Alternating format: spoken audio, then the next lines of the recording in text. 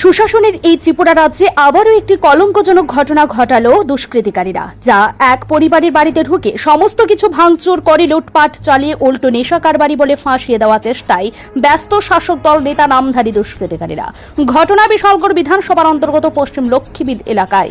জানা গিয়েছে, গত 21 এপ্রিল জসিমউদ্দিনের বাড়িতে এলাকার কিছু নেতা নামধারী আক্তার হোসেন, আবুল খায়ের, কবির হোসেন, ছোটন মিয়া, ফেরদৌস মিয়া সহ বেশ কিছু দুষ্কৃতিকারীরা মদ পান করে নেশাগ্রস্ত অবস্থায় রাতের অন্ধকারে প্রবেশ করে ওনার মারুতি গাড়ি, বাইক এবং ঘরের সমস্ত আসবাবপত্র ভাঙচুর করে ঘরে থাকা নগদ টাকা ও স্বর্ণালঙ্কার লুটপাট চালায়। কিন্তু এই দুষ্কৃতিকারীরা আইনি বেড়াজাল থেকে রক্ষা পেতে উল্টো জসিমউদ্দিনকে নেশা কারবারি বলে বিশালগড় থানার পুলিশের হাতে তুলে দিয়েছিল। কিন্তু দুষ্কৃতিকারীরা পুলিশকে কিঞ্চিত মাত্র নেশা সামগ্রী দেখাতে পারেনি পুলিশকে।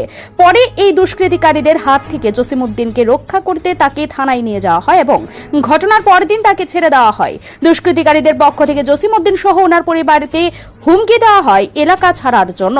পরে জসিমউদ্দিন সহ ওনার পরিবার নিজেদের প্রাণ বাঁচাতে বিশালগড় ছেড়ে বিশ্রামগঞ্জে তাদের এক নিকট আত্মীয়ের বাড়িতে আশ্রয় নেয়।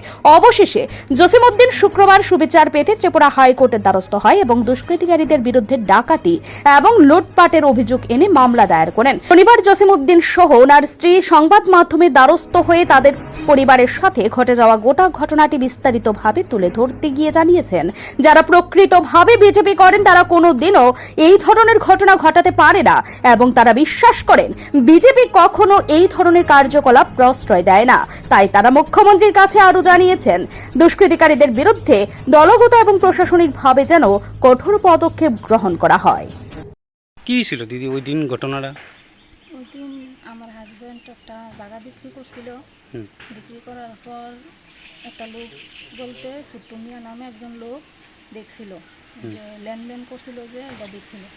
দেখার পরে তারা যে গ্রুপের লোক আছে সবাই নিয়ে আইয়া আমার বাড়িতে আক্রমণ করছে, টাকাটা নিয়ে যাওয়ানোর লেগে।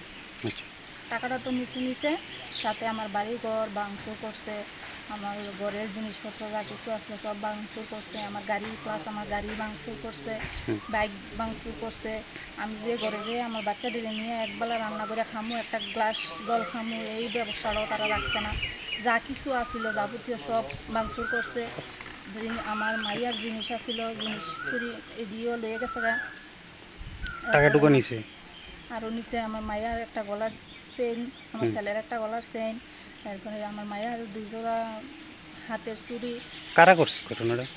কারা করছে বলতে তারা আমরা গ্রামের লোকই, আমরা আশেপাশের লোকই তারা করছে।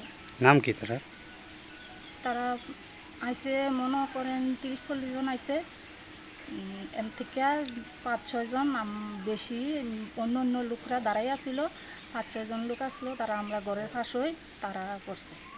আচ্ছা, তার নাম কি এমনি জানেন? হচ্ছে আক্তার হোসেন, তারপরে ফেরদৌস মিয়া, ছোটন মিয়া, কবির হোসেন, তারপরে আবুল খায়ের। তারা কি করে এমনিতে?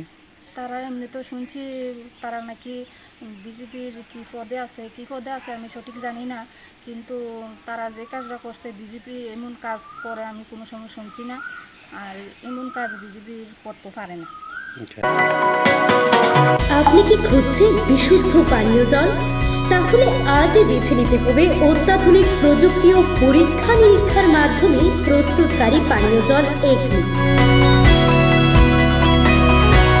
বিশুদ্ধ জলে সুস্থ জীবনের মূল চাকাঠি।